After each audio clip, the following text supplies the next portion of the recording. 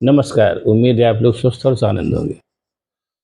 अपने मोदी जी इसमें कोई शक नहीं कि इतिहास में दर्ज किए जाएँगे। इतिहास में तो बहुत से लोग दर्ज होते हैं, लेकिन कुछ लोग जो है अपनी विशेष कारगुज़ारियों के लिए दर्ज किए जाते हैं। जैसे अकबर जो था वो अपनी वीरता के लिए दर्ज किया गया, अपने क्या नाम है, धार्मिक नीतियों के लिए इतिहास में दर्ज है। अशोक महान इसलिए इतिहास में दर्ज है कि उन्होंने सबसे पहले आज से करीब हज़ारों साल पहले भारतवर्ष के सबसे बड़े भूखंड पर शासन किया, जिसमें आज का अफ़गानिस्तान, आज का पाकिस्तान, आज का बांग्लादेश, आज का तिब्बत और पूरा हिंदुस्तान जो आज का है, वो सब पूरा शामिल था। उसी तरीके से मोहम्मद बिन तुगलक इसलिए जाना जाता है कि वो थोड़ा सनकी था, उसने सनक में हज़ारों आदमियों को मार डाला। ये सब तमाम लोग हैं, मतलब इतिहास में तो दर्ज बहुत से लोग होते हैं, लेकिन कुछ लोग ख़ास वजहों से इतिहास में दर्ज होते हैं, जिनका मैंने नाम लिया। उसी तरीके से अपने प्रधान सेवक जो है कुछ ख़ास वजहों से इतिहास में दर्ज होंगे। अभी तो खैर और फिलहाल इतिहास बना ही रहे हैं और बहुत कुछ इतिहास बना चुके हैं, अभी बहुत बनाना बाकी है, देखिए क्या-क्या करते हैं वो। जैसे फॉर एग्ज़ाम्पल वो झूठ बोल कर के सत्ता में आए। सत्ता में आने के बाद भी वो लगातार झूठ बोलते रहे, ये भी एक इतिहास है। प्रधानमंत्री के स्तर पर बैठा हुआ कोई व्यक्ति इस कदर झूठ बोले, ये अपने आप में इतिहास है। उसके अलावा जितने भी दिक्कतें आई राष्ट्र के सामने आई, चाहे कोरोना हो, चाहे वो हो उन सारी दिक्कतों में अपने मोदी जी फेल साबित हुए। इतना अक्षम प्रधानमंत्री अभी तक हिंदुस्तान में नहीं हुआ जितने वो हैं। और उसके अलावा कई मुसीबतें उन्होंने अपनी तरफ से क्या नाम है बना दी, जैसे चीन ने क्या नाम है हिंदुस्तान की कुछ ज़मीन पे कब्ज़ा कर लिया, नोटबंदी करके उन्होंने बहुत कुछ नष्ट कर दिया। ये सब सारी चीज़ें उन्होंने की। और उसके अलावा वो 18-18 घंटे काम करते हैं, अब वो क्या काम करते हैं, क्या नहीं करते हैं, भगवान जाने बहरहाल। लेकिन वो कुल मिलाकर के इतिहास में ख़ास तौर से दर्ज होंगे, ये तय है। और जैसा मैंने कहा अभी तो इतिहास बना ही रहे हैं अभी, और अब पता नहीं देखिए अभी क्या-क्या करते हैं वो। उसी तरीके से उनके इतिहास में दर्ज होने का एक और काम अभी फ़िलहाल हो गया है। वो इतिहास भारत के इतिहास के पहले ऐसे प्रधानमंत्री हो गए हैं, जिनके झूठ का पर्दाफ़ाश कराने के लिए उन्हीं की पार्टी के सुब्रमण्यम स्वामी को जो है दिल्ली हाई कोर्ट की शरण लेनी पड़ी। मसला वही है, चीन ने जो भारत की ज़मीन पर कब्ज़ा कर लिया, मसला वही है।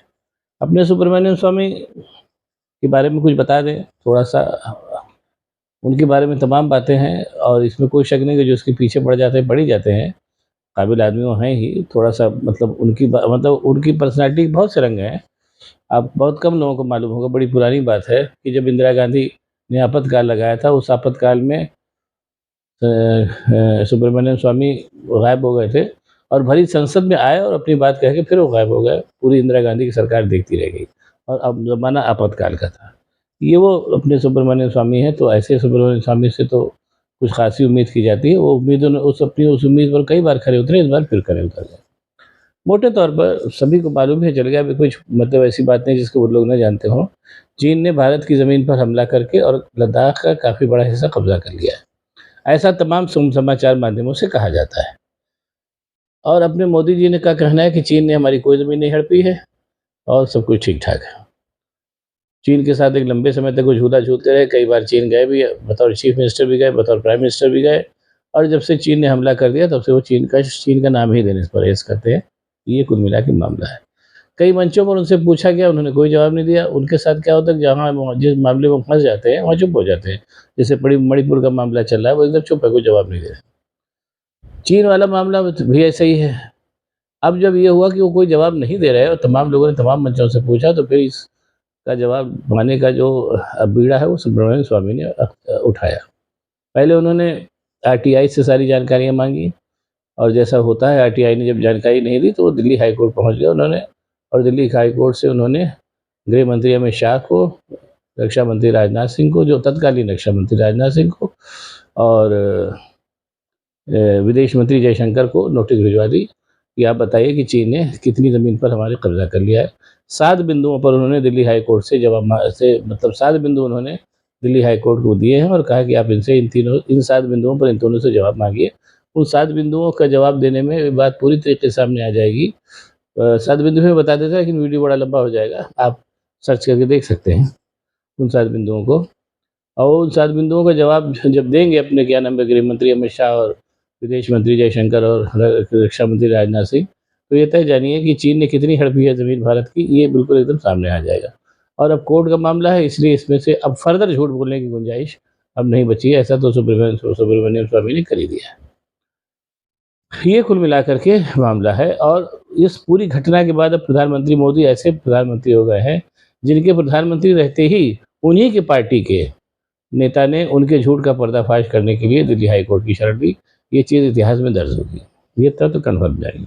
और अगर कहीं ये बात सामने आ गई कि चीन ने हमारी ज़मीन पर कब्ज़ा तो कर रखा है, तमाम लोग जानते हैं, लेकिन जब आधिकारिक रूप से ये बात सामने आ जाएगी कोर्ट कचहरी के माध्यम से, तो उस समय कितनी थोड़ी-थोड़ी होगी अपने मोदी जी की, ये समझने वाली बात है। हालाँकि थोड़ी-थोड़ी वगैरह से वो नहीं घबराते हैं। उनका तो कहना है कि मैं 2.5 किलो गालियाँ रोज़ खाता हूँ, इसलिए इससे कोई परहेज़ उनको नहीं पड़ता। लेकिन हाँ, एक अच्छी बात होगी कि उनके एक और झूठ का पर्दाफ़ाश हो जाएगा, जिसमें उन्होंने कहा कि न कोई घुसा है, न हमारी कोई ज़मीन गई है, उनका बड़ा प्रसिद्ध हुआ है। पाकिस्तान के मामले में अपने मोदी साहब एकदम से पूछिए मत किस तरीके से वो तरह-तरह के करतब दिखाते हैं, लेकिन चीन का नाम आते ही एकदम खामोश हो जाते हैं। और इतने झगड़े और फसाद के बावजूद, चीन ने ज़मीन पर कब्ज़ा कर लिया, इसके बावजूद चीन हमारा सबसे बड़ा अभी भी व्यापारिक साझीदार है और हम व्यापार घाटे में उससे कहीं ज़्यादा पीछे हैं। और लेकिन उसके बावजूद हम चीन का कुछ नहीं बिगाड़ सकते और तमाम वैश्विक मंचों पर भी मोदी जी अभी भी चीन से मिलते हैं, ये बात जग जाहिर है। चीन का मतलब उनके जो वो तानाशाह जो है वो चीन के जो है राष्ट्रपति कह लीजिए। तो ये कुल मिला के सिनेरियो है। अब इसी समय बात चली है तो मैं आपको एक चीज़ और बता दे रहा हूँ आपको, आपकी जानकारी के लिए, और आपको अच्छा भी लगेगा। आप में से बहुतों को पता भी होगा कि इंदिरा गांधी पर भी उनके प्रधानमंत्री रहते मुकदमा चला था, लेकिन वो मुकदमा उनकी पार्टी के लोगों ने नहीं चलाया था। वो मुकदमा जो उस समय के तत्कालीन विरोध पक्ष के नेता थे राजनारायण, उन्होंने चलाया था। और उन्होंने इस मुकदमे में हाई कोर्ट से ये माना मांग की थी कि इंदिरा गांधी ने रायबरेली के चुनाव में सरकारी तंत्र का दुरुपयोग किया, इसलिए उनके चुनाव को अमान्य किया जाए। बाद में उस मुकदमे में इंदिरा गांधी हारी भी और उसका नतीजा इमरजेंसी के रूप में सामने आया। इसमें तमाम नेता जेल में डाल दिए गए। लेकिन उस पूरे मामले में इंदिरा गांधी के ऊपर मुकदमा विरोधी पक्ष पार्टी के लोगों ने किया था। यहाँ मामला बिल्कुल उल्टा है। यहाँ प्रधानमंत्री मोदी के झूठ का पर्दाफाश कराने के लिए उन्हीं के मंत्रियों के ऊपर मुकदमा उन्हीं की पार्टी के पूर्व सांसद सुब्रमण्यम स्वामी ने किया है। देखिए क्या नतीजा निकलता है। और अभी ये फिर इस बात को कह के मैं फिर बात ख़त्म करूँगा कि अपने मोदी जी जब जिस दिन प्रधानमंत्री नहीं रहेंगे, वजह चाहे जो भी हो, उसके उस दिन के बाद से आप ये मान के चलिए कि उनके द्वारा किए गए कितने काम सामने आएँगे, उनकी जब वो प्रधानमंत्री नहीं रहेंगे तब। आप देखिएगा कि वो भी अपने आप में एक बहुत ही इतिहास में दर्ज रोचक वाक़या होगा, जिसमें माना जाएगा कि किसी प्रधानमंत्री के हटते ही उसके सारे कारनामे एक-एक करके सामने आने लगे। और मैं फिर इस बात को कह के बात ख़त्म करूँगा कि वही मीडिया जो जिसको मोदी जी ने दबा के रखा है, वही मीडिया जब मोदी जी नहीं रहेंगे तो उनके सारे कारनामे ऐसा लपक-लपक के लोगों के सामने दिखाएगा कि देखिए क्या कि उसका क्या हाल होगा। बहरहाल वीडियो अगर आपको पसंद आए तो इसको शेयर करिए, लाइक करिए, साथ ही साथ मेरे चैनल को सब्सक्राइब करिए ताकि मैं और भी ऐसी बातें आपको बताता रह सकूँ। बहुत बहुत धन्यवाद। नमस्कार।